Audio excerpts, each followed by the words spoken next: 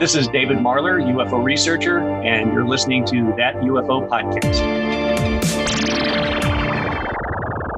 Hi everyone, and welcome back to That UFO Podcast. My guest today, I'm very excited to say, is a freelance science journalist, physics editor at Quanta magazine, and former contributing writer at National Geographic. She specialises in covering astronomy, astrophysics, and planetary science. Most recently, she has appeared as part of NASA's independent study into unidentified anomalous phenomena. I could say aerial, but we'll go with anomalous, and we'll get back to that. I'd like to welcome Dr. Nadia Drake. Nadia, welcome. Thank you. It's so good to be chatting with you. Incredibly good to have you on. And we started arranging this way back when.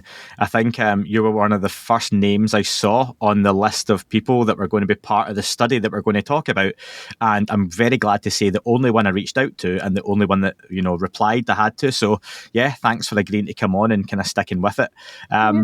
Listen, your background, Nadia, how did you get involved eventually in the UFO topic? Do you have an interest in UFOs at all? And how far does that back, if you have one? I would say I have an interest in looking for life beyond Earth, regardless of how it might show up. And so that's something that I've been focusing on in my professional work as a journalist. As you said, I cover astronomy, astrophysics, planetary science. A lot of that is astrobiology, looking at the various ways that scientists are trying to answer the question, are we alone in the universe?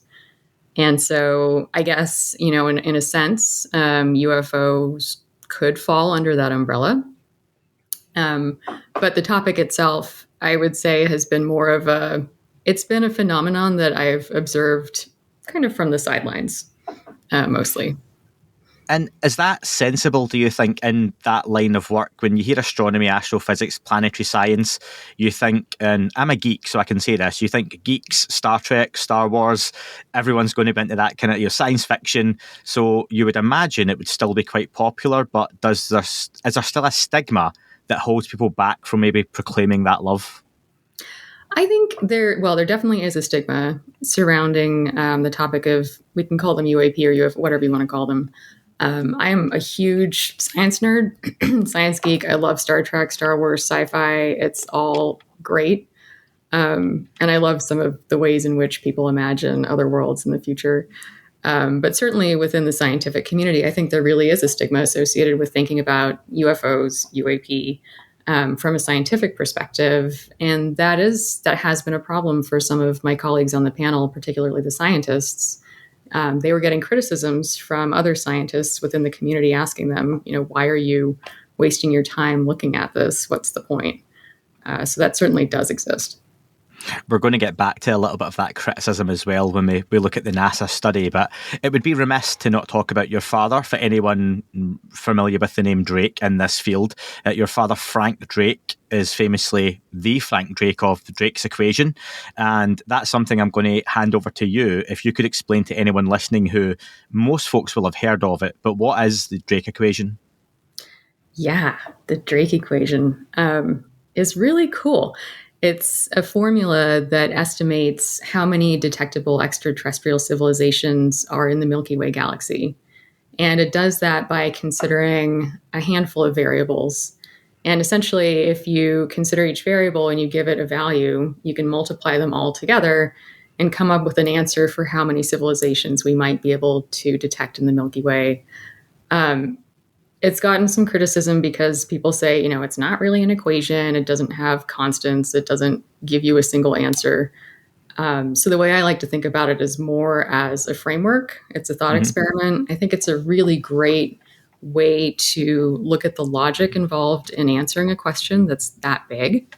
So, if we want to know how many civilizations exist in the Milky Way, what do we need to know to arrive at that answer? And that's what Dad did, was he started asking those questions. What are the factors that are important?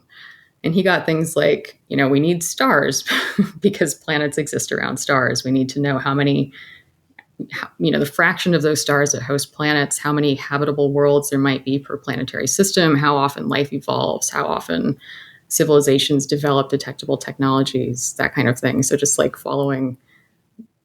connecting the dots between asking the question and knowing what you need to know to get there.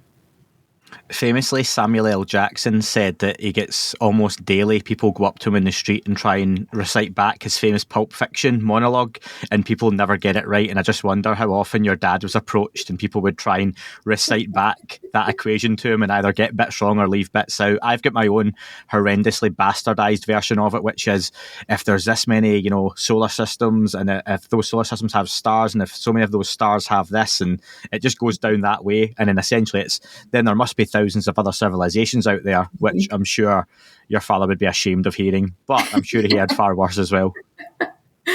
He was always amused by the fact that the equation was so recognizable.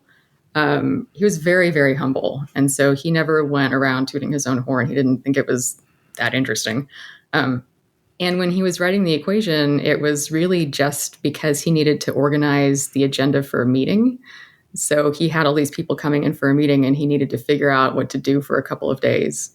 And that's how the equation came about. And for him, it was just super weird that even, 50 or 60 years later, it's on the side of a U-Haul van in the States. People are getting it tattooed on themselves. It's everywhere. And he was always amused by that. Well, it's certainly the thing he's most well known by around the world. But to be fair, and you say the measure of a man is those other things, and I read on your site that he was a volunteer as a suicide prevention counsellor as well for 9 years, and that was incredibly important to him. So for anyone who didn't know that, I think that just says a lot about the man himself. And I wonder, how does that equation and your father's work still play a role in your life today? Yeah, well, I just wanted to say that one of the things about Dad that I loved was if you asked him, what do you think was the most important thing you ever did, your most important contribution? It was working for the suicide prevention crisis hotline. It was not his science. He loved his science and he thought it was great, but for him, the real thing that he was the most proud of was helping people. And so that's something that I think is just a really beautiful part of his personality that maybe not a lot of people got to know about. But it is part of his personality that has impacted. Is that the guy? That is not the guy. Oh, it's not the guy. That's just the dog introducing herself to the pod. She's just, she wants to say hi. That's all right. I've had many people's pets make an appearance on the podcast. So, I was going to say, so the funny thing is that, I grew up with Frank Drake and I grew up kind of knowing what it was that he was interested in, but I didn't have a very solid scientific framework or grounding in it until I started working as a reporter and until I started specializing in astronomy reporting. And that was when I really started to learn about the questions that Dad was interested in and, his impact on the field of astrobiology, and also just how tricky it is to go about trying to figure out if Earth is the only populated planet in the cosmos. How hard is that question to answer? And it turns out it's hard. Well, it seems like you've carved out your own unique niche within this community, at least the start of one, and getting involved in the NASA study that was announced in 2022, back in October. The purpose of the study confused a lot of folks, or it was misunderstood. And I don't think that's unfair given, NASA loves a statement, a press release, and people see NASA, UAP, they're studying UAP, they've got archives, and you can go into the whole conspiracy around, NASA's never a straight answer and all that good stuff. But essentially, we were trying to bring it into modern days and look at it as, this is a day zero for NASA. And if you don't mind, can you clear up what was the study and what was it meant to be? Yeah, I think a lot of people, when the initial press release came out in June of last year, assumed that it was going to be something else entirely.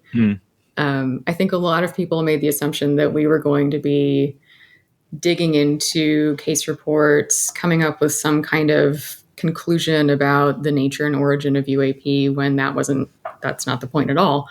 The point is to come up with a roadmap that NASA can follow if the agency wants to look at UAP scientifically. And so we have a statement of task. There's 8 or 9 questions. I always forget the number.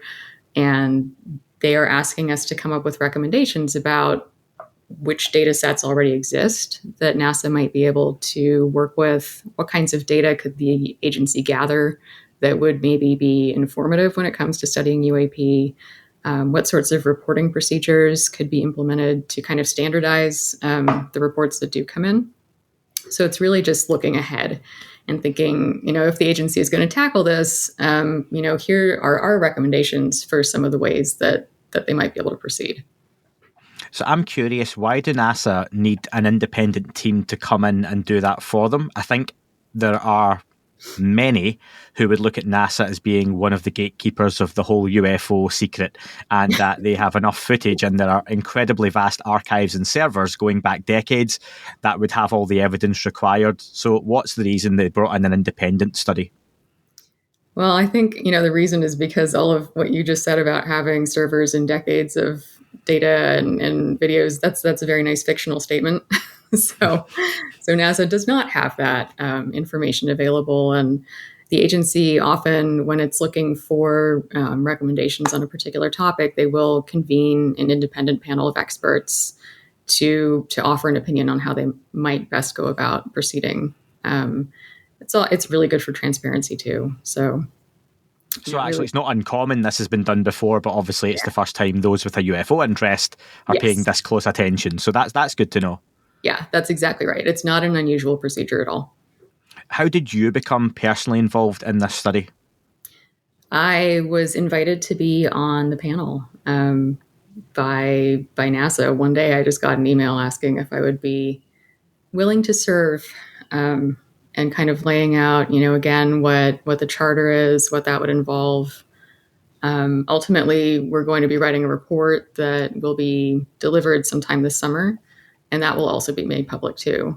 And so, I was just invited to be on it. But when you got that email, was it a yes straight away? Was it something you had to think about? What was kind of going through your head? I gave it some thought. I needed to be really clear on, my role as a journalist. I often cover NASA. That was a lot of what I was doing. And so I needed to make sure that I could preserve, the barrier between my job and serving on this panel, making sure that I could keep them very, very far apart from one another. So that was where most of my consideration went. I thought it was a really interesting topic. I was very curious about why NASA was initially doing this. And so I figured this was really the best way to find out. I wanted to know what it was like to serve on one of these panels, and to really also get to know the other panelists, who are incredible. It's a really cool group of people. And were friends and colleagues at all curious as to what was happening? Was there a lot of kind of like, so you're going to be studying UFOs for NASA? Is that what the chat was?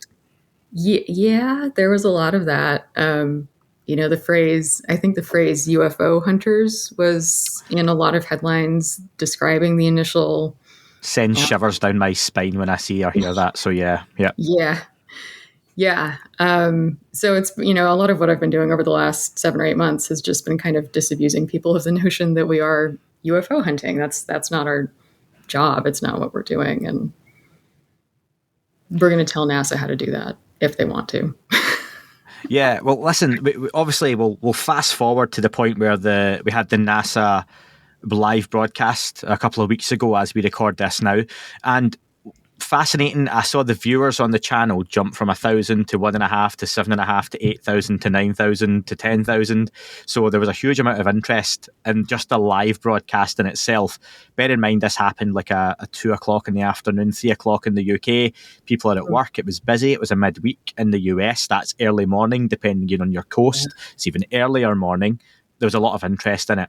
Disappointingly, though, but not unsurprisingly, it opened with a mention of the abuse that had been aimed at the panel.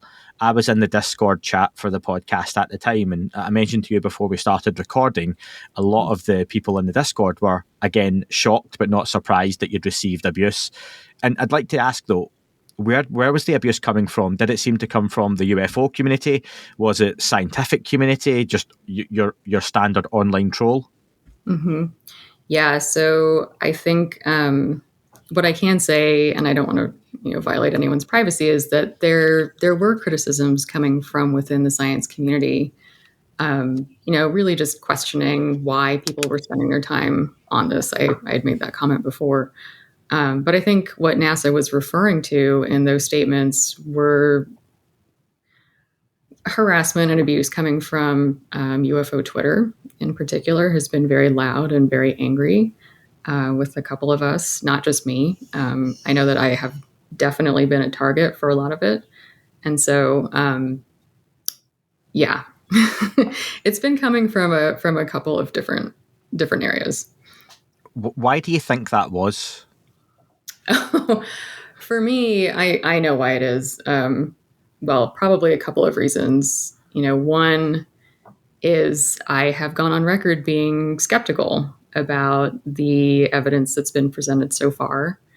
And that is not something that people appreciate, I guess would be one way to put it. That's part of it. I think in a way it's a lot of what I've been getting is very misogynistic. So probably having a woman challenging your ideas, your beliefs, your notion of reality can be makes people very angry. So some of my other panelists have been getting noise from similar groups, but without that particular element to it. So that's part of it. And yeah, I don't know. I tend to look at conversations about, the origin of UFOs as being kind of like trying to argue about religion with somebody. Like you're not really going to get that far. So I generally tend not to engage in it. It's better to just let people have their beliefs and I will have mine. 100%. And I've said as much on here as well that none of us actually know at the end of the day, what is real, what isn't real. Is it CGI? Well, is it? No one knows what a real saucer, well, maybe a handful of people may know what a real saucer looks like after some of the news from this week, but we don't know. And it's just have that debate, make sure it's healthy, argue, with someone, but make sure it's, in the best spirits. And at the end of the day, if you have to disagree, then you can move on. If not, the mute and block button are your friends, as I've said to many, many, many folks. Your timeline can be exactly what you need it to be. Obviously, like yourself, Nadia, you're coming into this kind of fresh to the UFO community, putting yourself out there, so you don't know some of the key players, the bigger names, the bigger channels and blogs or whatever it may be, bigger commentators, until you kind of come across that. So it's disappointing that happened at all. But sadly, it's not unsurprising. We saw Avi Loeb, astrophysicist from Harvard, get abuse from some of the scientific community on Zoom calls a few years ago now for daring to discuss Oumuamua, maybe an interplanetary body, and his thoughts. So it's nice to see, though, that we've got academics, scientists, level-headed folks coming in. And I think those with a skeptical view can be some of the best folks to invite into the conversation, because if someone with a skeptical mindset can find something they feel is truly anomalous, that's better than someone like me finding it, because I'm going to want to find that, and potentially you've got folks who don't want to find it. So I'm not saying you don't want to. I imagine the way you come across, you would love to come across that piece of evidence that, wow, this is something truly unique. Yes. Oh, yeah. And that's part of what's so frustrating to me is that, and I said this in my remarks during the meeting, but like skepticism is not a bad thing to have. If you're trying to prove the existence of something that's really, truly extraordinary, you want to be doing that through the lens of skepticism. Otherwise, nobody's going to believe you, right? Like, how well is that going for the community so far? And I think, one of the points I want to make here is that everyone on the panel has a very open mind when it comes to looking at data and following the data where it takes us. And I think that's a really important thing. And so, what's been frustrating to me about some of the abuse that I've been getting is like, these people don't seem to have an open mind. They don't seem like they're willing to learn. But I am. And my goodness, like nobody would be more excited to find something really cool in the data than I would be. Right. Well, I mean, maybe some people would be, but I would be psyched. Like that would be really, really cool.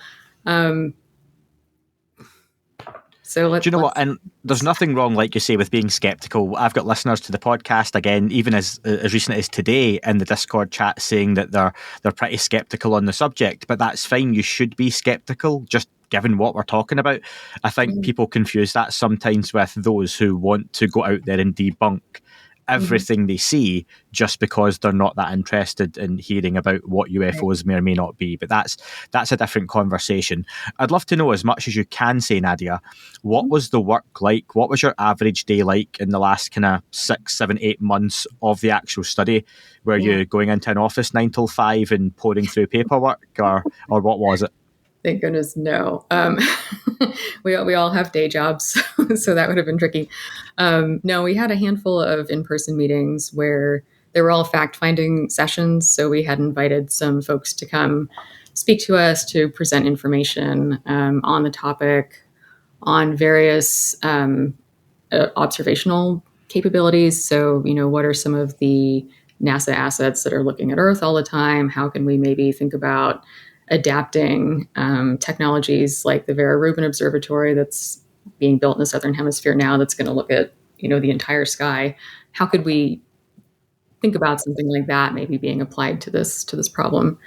So we had a couple of those meetings in person. We had some virtually, and then we had the public meeting in DC, which was really the first time where we started to, have a debate amongst us as a panel about what some of these recommendations ought to be moving forward. And I think, obviously what you heard there was the big takeaway is that the data that we need to make any conclusions about the nature and origins of UAP are just not there yet, which I know is also a frustrating statement. But that's kind of where we landed.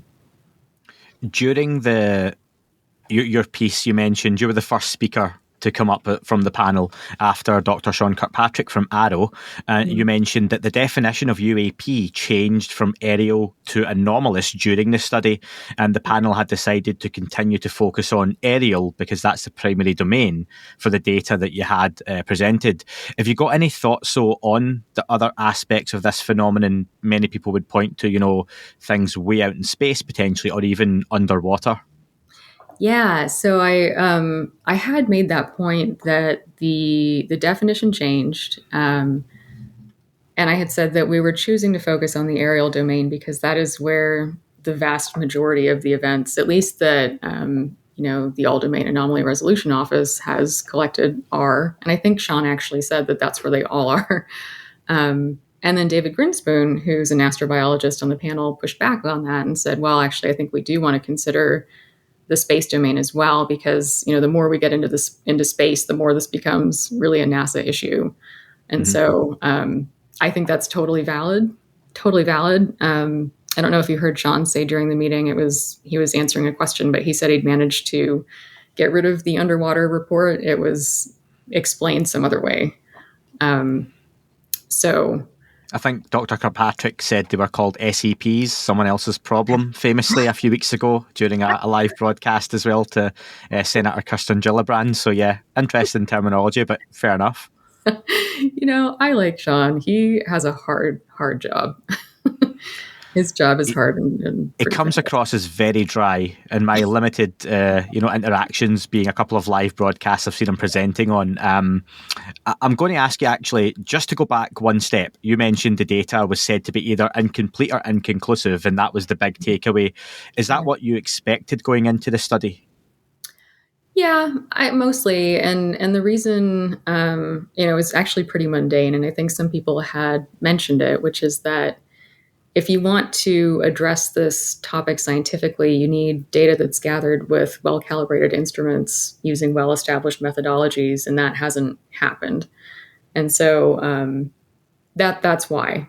And with something like this, where, truly the answer could be so profound, you want to make sure that you're approaching it carefully. So that was expected. I think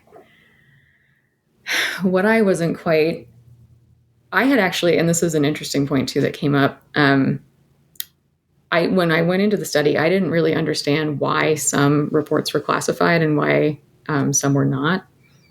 And we got a lot of blowback from people who were saying, well, you're only looking at the unclassified data. What could possibly be interesting in there? All the good stuff is classified. And I think we heard during the meeting that, the reason that some reports are classified is not because of what they show, but because of the censor that made the report. Mm-hmm. And we don't necessarily want people to know about the observational capabilities that some of our sensors have. And so like, that's also a really pretty boring reason for things to be classified. And, they made the analogy about the Statue of Liberty, that you would classify a picture of the Statue of Liberty if it were taken with a classified sensor. Yeah. And that was interesting for me because I hadn't known that going in. So, the data are what they are. That's a really fair point, and something I've talked about on the podcast before. Where the water with that one's been muddied a little bit in the last few months was the Chinese spy balloon incident, where they released a very clear picture of a balloon very high up, and everyone was like, so the UFO pictures must look that good. And that came out rather quickly, and then they mentioned they'd shot down 2 other quote-unquote balloons, but wouldn't release the pictures of those, which got people questioning, why isn't those coming out? So I get that. And also there's that general distrust of the government. But when you choose to believe the government and when not, it can also be a bit of a tricky subject as well. So, but it's UFOs, it's the whole world of, and what you're going into, like you say, is that classified, unclassified data, classified sensor systems. And that's something people in the UFO community know a little or a lot about, depending on who you talk to. You mentioned Dr. Sean Kirkpatrick, who is the head of ARROW at the moment. He has said, and others, that there is no credible evidence to point to any of those UAP events being looked at for being of ET origin. And I wonder for you, what would credible evidence look like? Because I'm one of those really nitpicky people that when Dr. Kirkpatrick said that, I said, well, he's not saying no evidence, he's saying no credible evidence. So in 2023, what does credible evidence of ET look like? Well, I think I don't actually know, for the simple reason that I don't know what an ET might look like, which is also a really boring answer. But what I would want to see are observations, again, made with instruments that were calibrated for the purposes that they were being used for.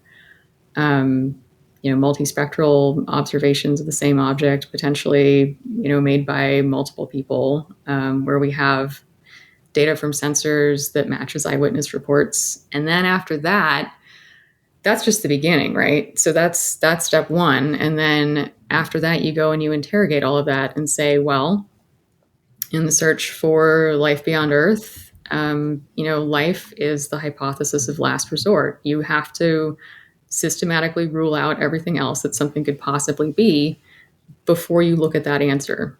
And so, what else could this possibly be? What we've seen, even during the meeting, we saw some videos that looked like they were showing objects behaving very, very weirdly, but the explanations were, this is just the way that the sensor was moving, or this object looks like it's moving really quickly because the plane that was looking at it is going 430 miles an hour. So that, the sensor is moving really quickly. So can we rule out sensor artifacts? Can we rule out, what do we need to rule out before we can say, all right, we have landed at a point where, really life is a possibility. I wouldn't like to. Cool. Very cool. And I wouldn't want you to speak for the panel, obviously, as well, because that's those individual opinions. But does that also go for the rest of the panel, that what credible evidence would look like? Do you all agree it has to be the same thing? Or could you have folks there saying, actually, I'd be happy with this, I would settle for X, Y, and Z? Yeah, I think there probably are going to be a range of opinions. And, mine here is probably not the most informed or the most expert.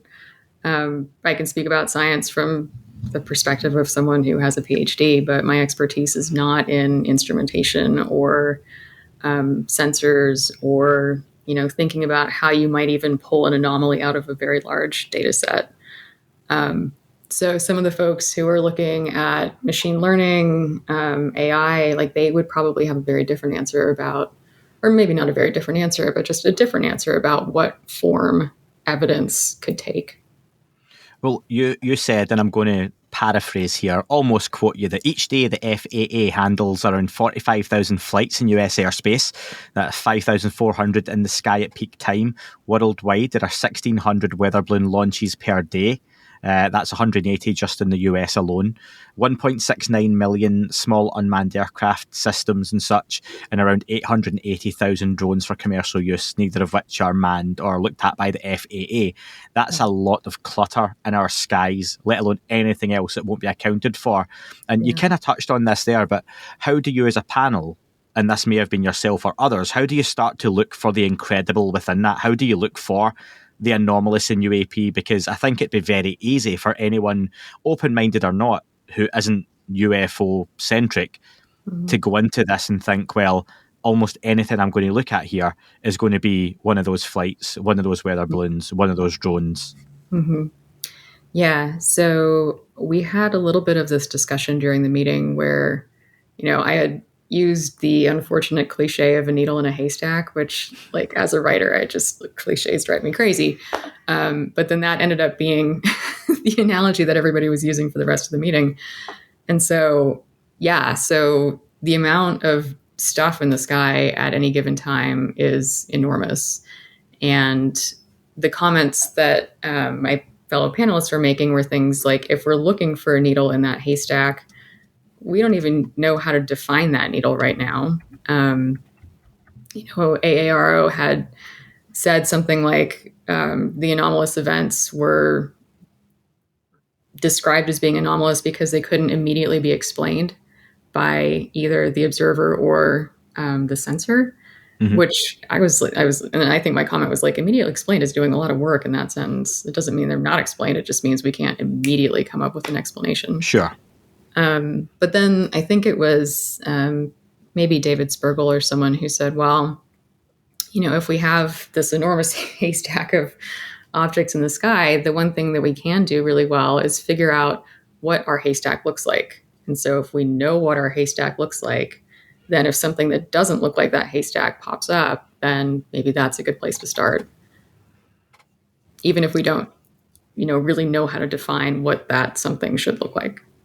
Yeah, and in this topic, I think just the idea that the needle may be in the haystack is enough for many people to, or they've once themselves saw a needle in a haystack. So every haystack has a needle within it. Won't get too bogged down in needles and haystacks, but yeah. Within your closing statement, you mentioned many discoveries in science are rooted in unexplained and bizarre phenomenon. I believe this had been said earlier in the meeting as well. Something that frustrates me is some of the best known scientists on the planet, Neil deGrasse Tyson, Professor Brian Cox in the UK, and others have been rather outspoken on the UFO topic, being dismissive of this likely being any sort of technology that represents something as non-human.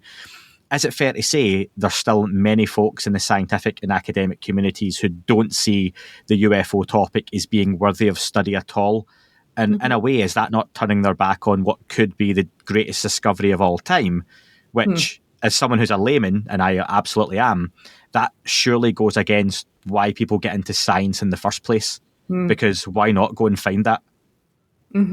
Yeah, no, that's a really good question. And I agree with your perspective. I think both things can be true. I think it can be true that the probability of, any of these events being of extraterrestrial origin is, either zero or very close to zero.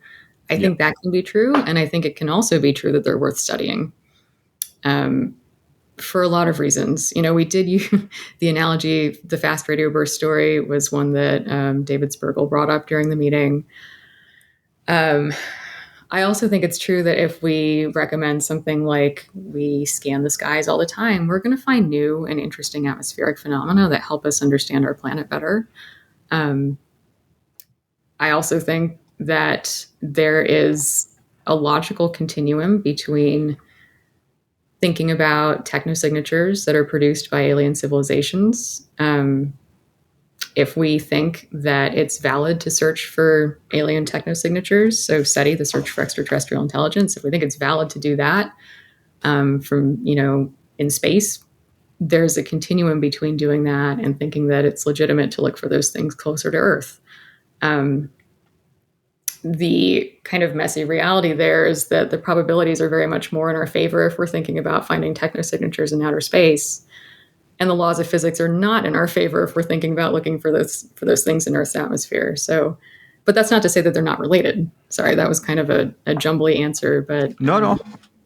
I understand what you're getting at, absolutely. And I wonder, were there any moments in your time on the study that you can talk about that maybe your eyebrow got raised, something came across your desk, something came in the form of an email or a data set where you went, that is interesting? So we didn't really look at the data sets, right? So that's one of the things that I think is a common misconception. Like, we didn't really go through the data. We did hear from Alex Dietrich, who was obviously involved in the Tic Tac, and it was really cool hearing from her. It was she gave a great presentation. It was fun chatting with her, and also hearing about, her experiences after all of that unfolded and the issues that she's had related to it. So that was cool. I mean, what I would say is that there's a lot of interestingness out there, and I think it's worth looking at. I don't think we're going to end up finding evidence of extraterrestrial technology, but if we do, awesome. And as scientists, is it fair to say, and if someone's listening to this and they will be having a UFO interest, it'd be strange if you weren't, but hi if you are. Now, a room full of scientists hearing a pilot, as qualified as she may be, and Alex Dietrich's CV is incredible, very well thought of, top of her game for a long, long time. And her story is a very well known one now, and she speaks so well. It's still, to that room of scientists, just someone telling their story. And they need far more than that, as well told as that story may be. Right. And I know that's frustrating too. One of the things that we did put in our remarks was that eyewitness accounts on their own, while they are interesting and compelling, are not enough to draw any conclusive, to make any conclusions about the nature, the origin of an object. And that's true. And, we heard a little bit of that from Scott Kelly, who I know he's gotten a lot of blowback for his statements about Bart Simpson as well. Yep. But human brains are fallible, right? Sensors are fallible.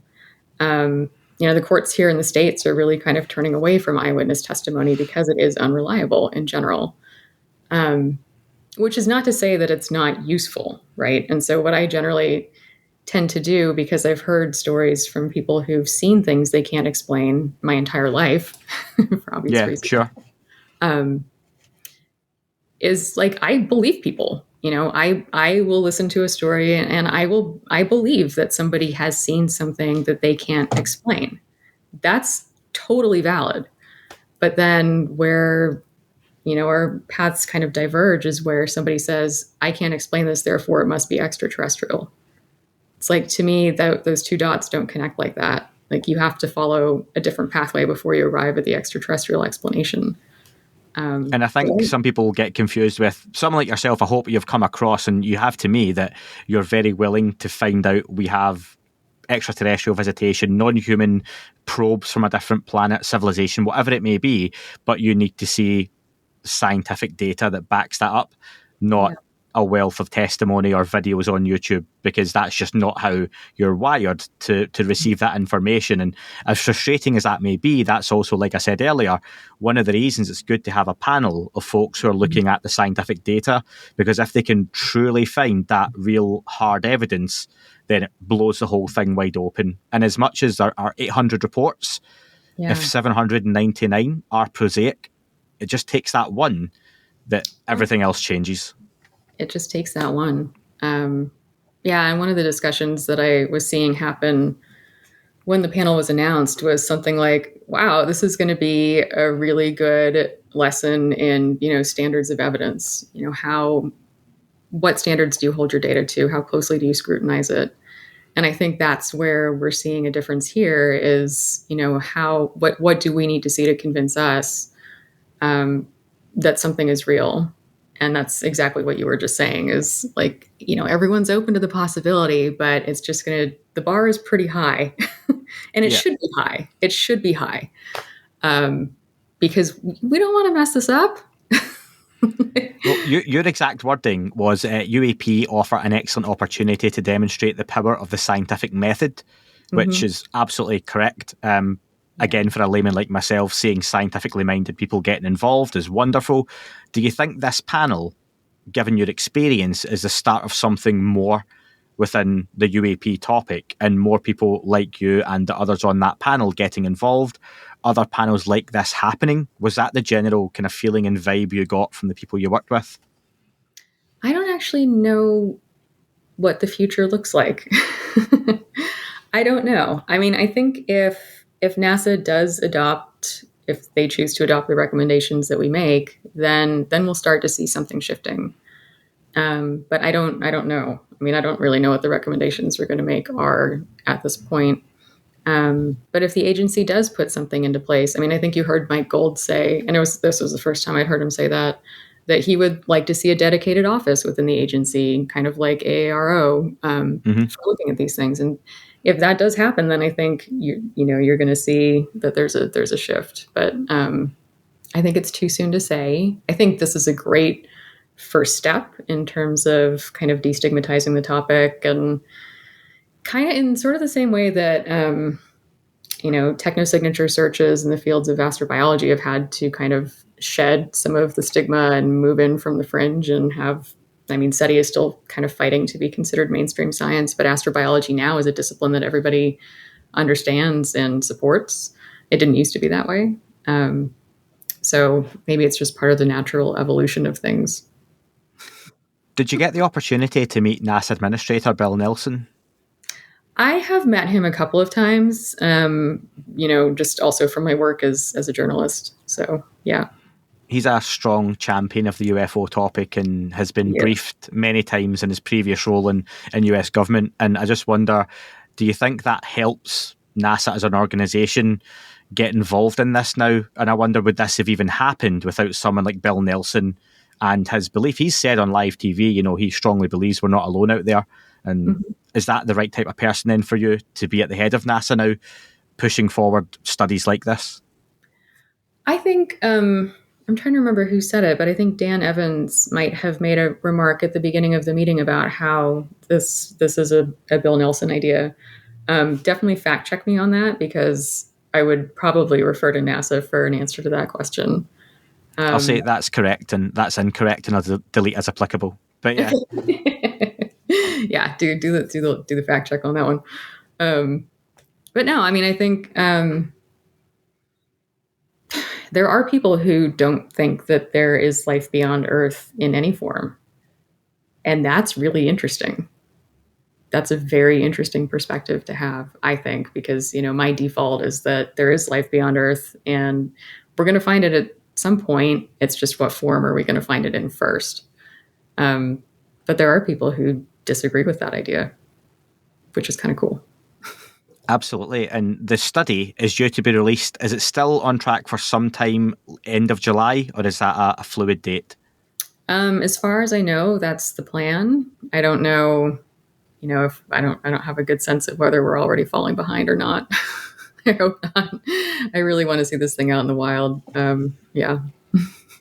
Well, we're going to shift a little bit from the science and the data into still very much factual story. It's something that happened this week, and you mentioned to me before recording, while you're not totally across it, you're aware that former intelligence officer David Grusch has come forward and blown the whistle on alleged documents he has seen and passed to Congress that the US government is aware of pieces of craft, full intact craft, and also non-human bodies. Now, that's quite a statement. And I just wonder, when you hear all of that happening around the time NASA's had this study, and we've got talk of US Congress are going to have hearings on UAP, what do you immediately think as someone who's scientifically minded? Well, I don't have any firsthand knowledge of really anything. I've just been seeing the same headlines and stories. And I want to see the data. I want to see the actual documents. I want to talk to the people. Right now, it sounds like it's hearsay. He didn't actually see the craft. He didn't actually see. That's correct. Yeah, he's not seen videos or photographs. He was in charge of briefing the president, and in the fact he had access to over 200 special access programs, as I read this off memory, he saw enough documentation that alluded to pieces of craft, intact craft and bodies. So you're right. And I think they've been honest enough to say that. And he's come out and said, I've not seen craft, videos, photographs myself, but I've seen the paper trail. And that's what he's handed to Congress. Yeah, I think, we've already talked about where I tend to come from in terms of my own standards, but, I would want to see those things before even, taking the next step. And to be fair, that's why some of those big news organisations apparently passed on this. They asked to hold. They needed more time to vet a few more things. As incredible as the headlines are, they wanted more time, rightly or wrongly. Maybe they've missed out on an incredible story. Maybe they've done the right thing. If I can ask you a hypothetical, though, if, say, today in the news cycle, the US government did come out and say, do you know what? Yeah, we actually have retrieved a few pieces of things that we think in our early testing may be of, exotic origin per se. How does that change the study for you? The NASA study? I think the NASA study will be what it is. It's not a material science investigation. It's more just data gathering about the phenomenon.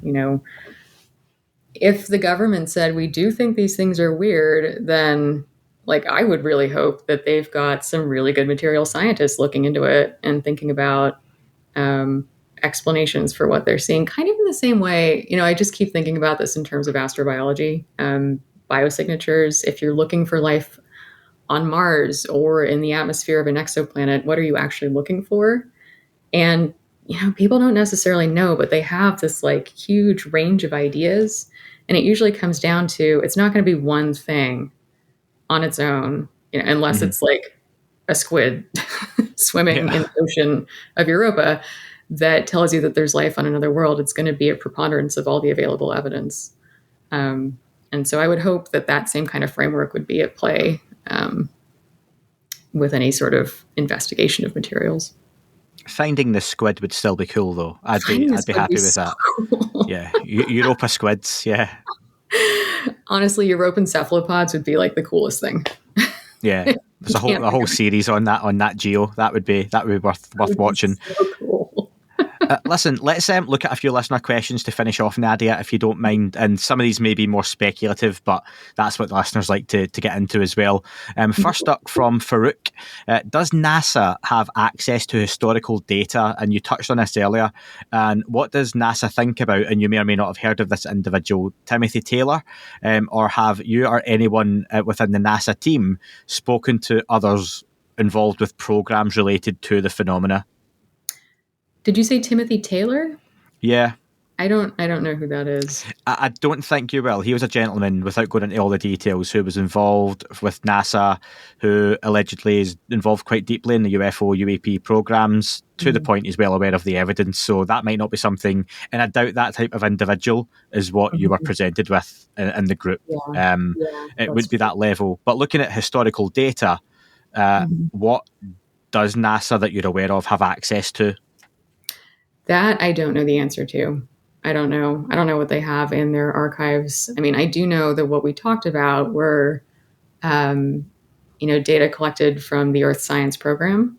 So a lot of the Earth observing satellites, what kinds of capabilities do those assets have? What sorts of resolution can they see? What are the observational cadences like? I don't think that's the kind of data that this listener is asking about, though. So no, I can't. Do you know what? Let me guess. Let me guess at what he might be thinking of, and this is what I was going to bring up anyway. And I think something we talked about on the podcast several times, and listeners have got a big interest in. If you ever go on YouTube and look at any number of hours of footage from NASA's space station or various, shuttle missions, there are hundreds of hours of interesting objects floating about in space.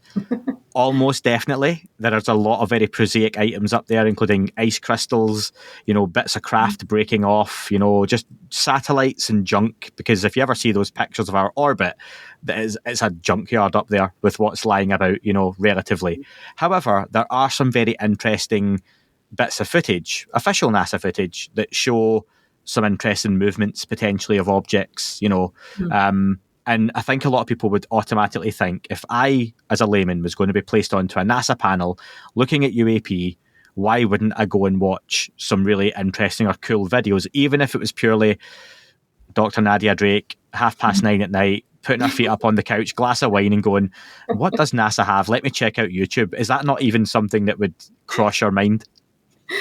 I mean, I think, no, it didn't. And I think because if NASA had something like that was going to be truly informative to the work that we were doing, I think they probably would have showed us or pointed us toward it.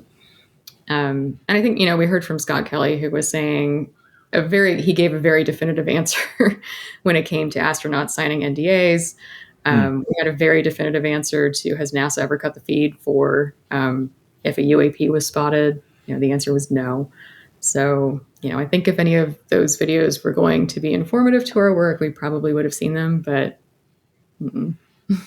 I know a lot of listeners right now will potentially disagree with that. Just given some of I've done a show on some of the videos, and I'll just say, and I'm sure a scientist or someone who was more skeptical would sit and tell me what some of these things may be. There's definitely a couple of videos, and I'll personally just send you some links anyway afterwards, Nadia, that you can choose to, do what you like with. But there's some pretty interesting movements from things out in space that can't be explained. And I've said before as well, on the other side of that, I'm well aware of NASA, when they may or may not cut their feeds, can be because other objects come into play that aren't necessarily UFOs. It could be US technology, satellites, things are just not meant to be filming, I've been told in the past. However, like you say, if that's not something you lot are privy to, that's the way it goes. Question from Chris, and this may repeat a little bit on previous questions.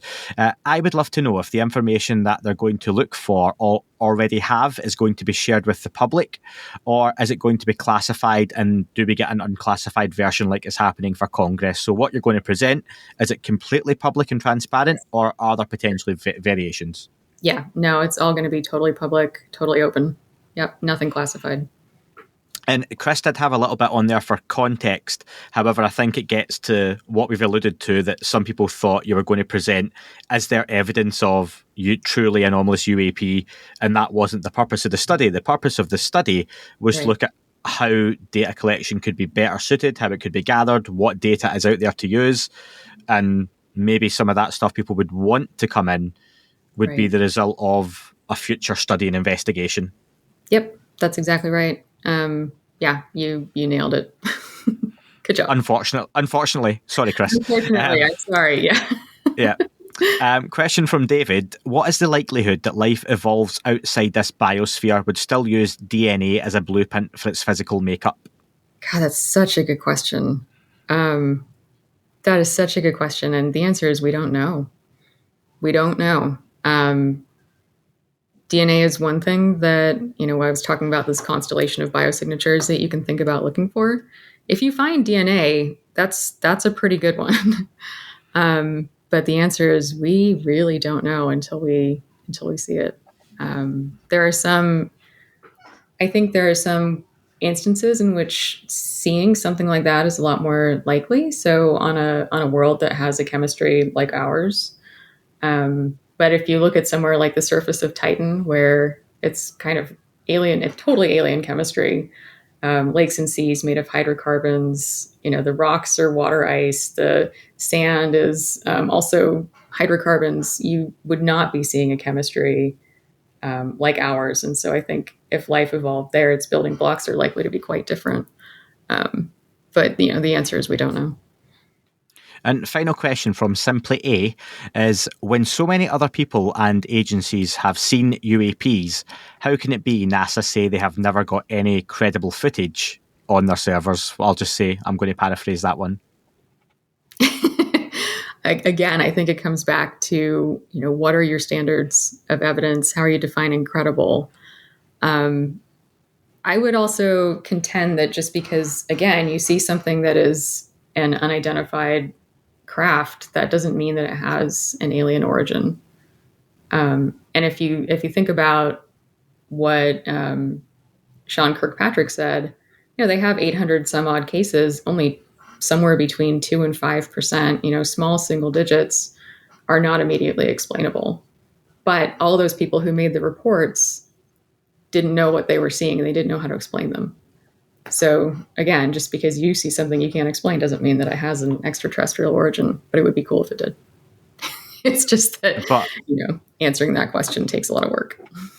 It does. And I think what we can look at, though, is that people like Alex Dietrich, David Fravor, have claimed to have seen some pretty incredible things pretty close up that people like yourself, Nadia, would love to get your hands on that sort of data, footage. And right now, that's just not what the ask was. But I wonder, to finish off, do you think, given the work you've done as part of this study and the work that's being done as part of this study, are we any closer to knowing more of an exact answer to your father's famous equation?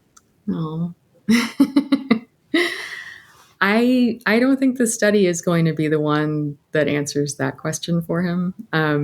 It's funny, when I used to ask him periodically, what do you think the answer to the Drake equation is? And his response was somewhere between 1 and a billion, but probably 10,000. And so he had a good reason for thinking it was 10,000 that I won't go into. But, I don't think that this is the one that's going to move the ball down the field on that one. But if it does, great. Awesome. Well, listen, Nadia, it's been wonderful speaking with you. You've been very generous with your time. It would be great to get you back on sometime down the line. Again, from a scientific point of view, talk about the published paper and also just your general thoughts on life, the universe, and everything. If given you got some abuse online, I usually ask any of my guests this, but how can people find you and find your work, if indeed you do want them to find you? First of all, thank you for having me on. I appreciate it. The answer is 42. And good answer. I have a website. I am on Twitter a lot less these days, but that's about it. I'll put those links in the description to the podcast as well if anyone wants to get in touch with Nadia. Check out some of her articles on the website as well, or drop her a nice message on UFO Twitter, because honestly, there are far more nice people than not nice ones out there. So, and I'm sure none of the bad ones are listening to this, are you? So, yeah.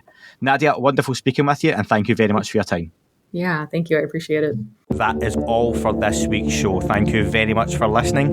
Please remember to leave the podcast a review on your chosen platform. You can like, retweet, and subscribe. That would all be very much appreciated. The shows are being uploaded onto YouTube as we speak more and more. You can sign up at patreon.com/That UFO podcast to access the shows ad-free as well. Please get in touch on Twitter, Facebook, Instagram, That UFO podcast. Of course, on Twitter, it's at UFO UAP AM. And again, folks, as always, keep looking up. You never know what you might see.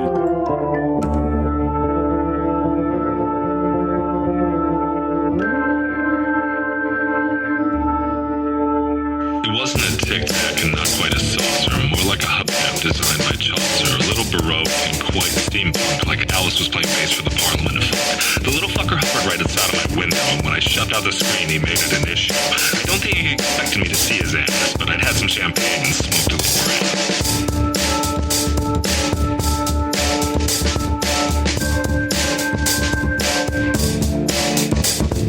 Meditative gamma state full-on meta. Can't imagine how it could have been any better. I got to the top of the stairs and there he was. Like, you awake? I was about to abduct you, cuz.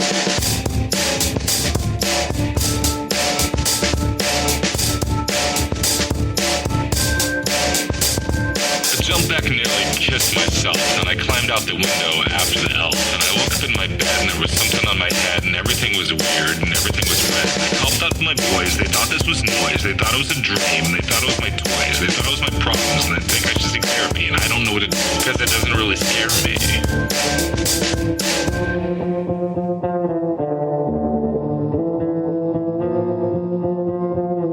If you really want to know who I think may be, then against you and me and us and we and him and her and that and she and that thing over there and what's that, Jake?